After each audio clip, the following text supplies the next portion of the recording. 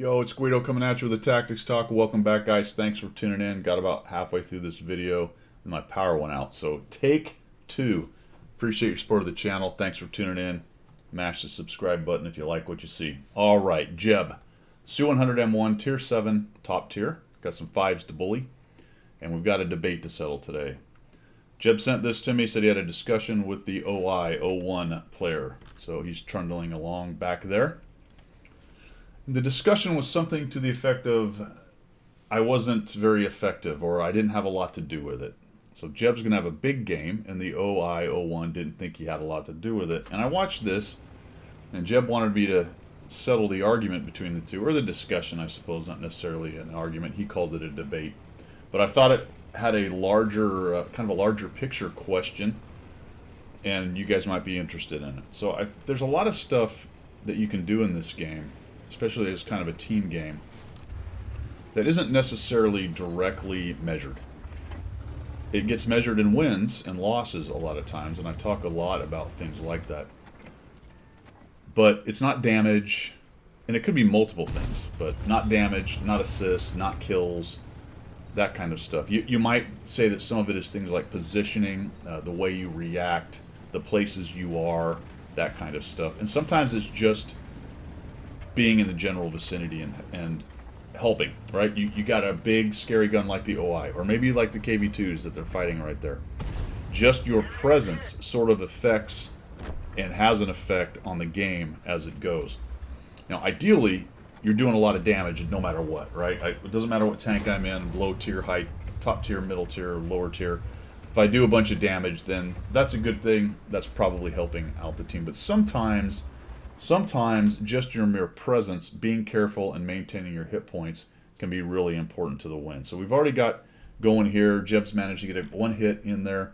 We have the T1 who took some big hits on Cartman, and then we have the OI-01. As noted, it's got a big scary gun, much like the two KV2s. So the thing about that is people are kind of unwilling to step out and soak up an OI or KV2 shell. You want to trade smartly. You don't want to kind of tempt fate and get pinned by that 800, 900, 600 damage shell, especially at this tier where you can see Jeb's only got 850. Now the Su-100M1 is a really little stealth assault TD. It can also do the Sniperino stuff, but the armor is quite trollish, and it's got a nice little gun for its tier. But if he went screaming in there and tried to take on two KV2s, a fast-firing KV1 and a relatively fast-firing 3601, he'd be down for the count pretty quickly, and there's only 3 of them here. There is a Nashorn in the back. Now the discussion could actually be expanded back to the Nashorn as well, who's kind of backing these guys up, and once a couple of these dudes get hit by a Nashorn, they'll be even less interested in pushing forward. So we're going to watch. I'm not going to pay too close attention to what Jeb's doing, although he's playing very well. The OI is kind of sitting back there, taking his shots as he can. He shoots, he backs out, and he's just being very careful. So then the debate, of course, is, all right, how important was the OI to the win? That one is a bit subjective. It's not one that's easy to answer. But I think in this case, it's not that difficult to answer. We've got a nice overmatch for the purple team that really, had they pushed in here and taken down Jeb and maybe even killed off the OI, they might have created themselves a really nice advantage pretty early. There is the Nashorn to deal with. So there's still a decent amount of firepower for Jeb's team, but these guys, especially a few hits ago when they had more hit points, they might have been better served just coming around the corner and just enveloping these two dudes, taking them out, and then moving on from there. That being said, the OI, in my opinion, has done a really nice job of not just kind of moving up and soaking up hits. A lot of times people in these big tanks like that will just get up there, Mongo, smash, but he's hanging out back here. And honestly, that's about the best he can do, in my opinion, at this point in the battle. When you're in a slow, big tank like that, you sort of pick the flank you're going to go to, and you trundle along, you get there, and you hope you chose well.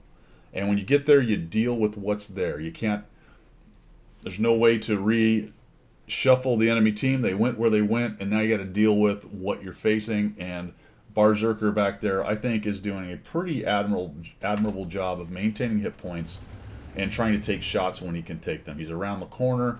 He's hiding the big old tank as much as he can, looking for shots on these guys. In fact, I think he just got one. And Jeb is sitting back here. The Artie's taking pieces of them. All is looking well. Now, unfortunately, Jeb's team is taking a bit of a hammering. They are losing more or less wholesale over on the east side of the map. Look at that. The OI just took down the KV-2. Absolutely huge.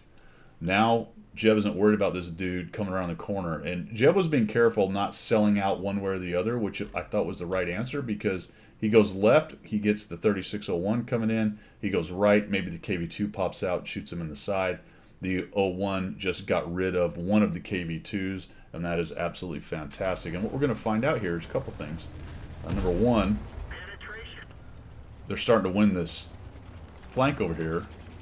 Boom. And number two, the purple guys aren't really liking what's going on. Now, three of them are dead, two of them are dead, and they're about to bail out of this side. And we've evened up the battle, 6-6. So back to the intangibles in this game. Sometimes, and again, it'd be better if you did a bunch of damage and were able to do the intangibles, but sometimes the best thing you can do is just kind of hold on, back the guy up, take the shots when you can, and if you can't dash forward and get damage because there's a bunch of big guns sitting there, then that's just how it is. Right? That's just how it is. If you can reposition, maybe your tank's faster, that's great.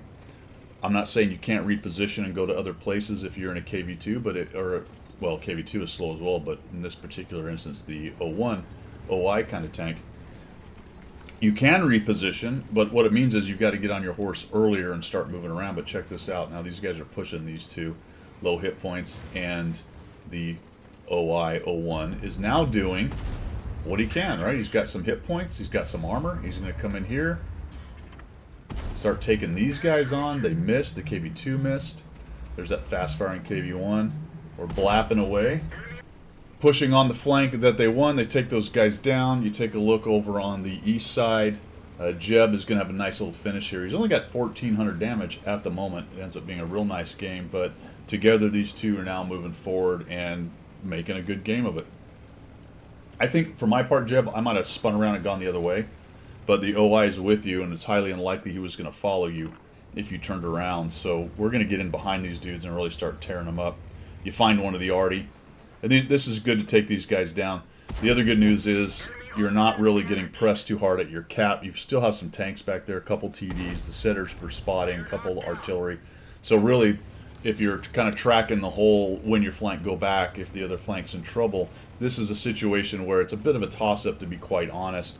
As long as everybody over there is handling everything just fine, then you're in good shape pushing in, killing off the Artie, and coming in behind these dudes, because now you've got them kind of trapped on the hill, and if they want to come off the hill to the south, they got to get through Jeb and his OI buddy back there, who's doing his best to move, using his W key. So what do you guys think right there? What do you think? It's hard to quantify the intangibles. I wouldn't say you would build a career out of being the support guy, saying something like, well, I just need to be around, I don't need to shoot much, I don't need to do much, I just need to be, support by presence. That can be effective, and it is a good thing. Ideally, you're doing damage at the same time, but sometimes that's not the situation you're faced with, and the best you can do is support Jeb up there, look for those shots of opportunity, keep your hit points, and when it's time to push, that's what the OI did. So honestly, when you say something like, and this happens a bit, somebody will congratulate me, and I'll do the same thing. Well, I didn't do a whole bunch. You really got it done right there.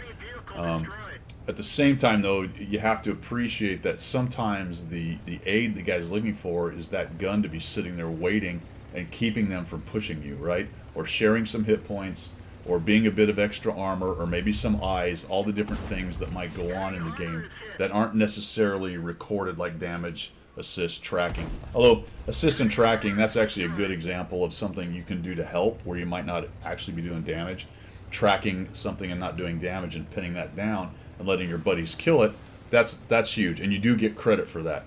But the OI doesn't really get a lot of credit in terms of game stats other than win or loss for kind of hanging out back there and playing a smart game for the situation that was presented to him, except for the W. Oh man, just shoot right through there. I might have tried that. Might have tried that. This is fantastic. The big finish. As I said before we show you the big finish, go ahead and let us know down there what your opinion in the debate is, right?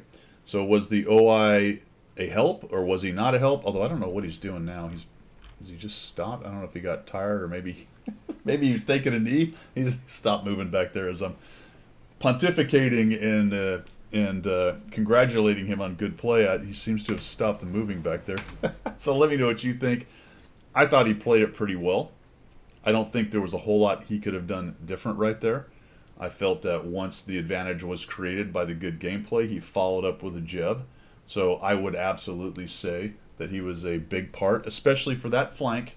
Okay, it's a team game. There was a lot of other things going on. The other flank had to hold long enough. You know, the Nashorn, the Panzerfizzle, and the rest of them. They had to hold long enough so that Jeb and the OI could get back over there and start tearing things up from the other side. So it's not a case of Jeb and the OI won the game together, but that's rarely ever the question. You know, we talk about carries and stuff, and sometimes you can no kidding look at it and go, I got a 8,000-9,000 damage guy that just absolutely murdered everything. Then you can heap a lot of that on him, not all of it, but a lot of it. And in this case, you can certainly heap a significant amount on Jeb because he has a great game, and he was able to win with the OI and the T1 and the Nashorn back there, win that flank, and then be effective in influencing the other flank. But I think in this case, you can also say that, no kidding, Jeb and the teamwork with the OI was hugely important in winning this battle. So let me know what you guys think down below, and let's see how Jeb knocks out the Super Hellcat. Whack on the move. And I like this right here. This is Guido approved. We'll just come on in here and ram a ding dong. That's a great place to end because the plumber guy's here. We will see ya. So says Mocha.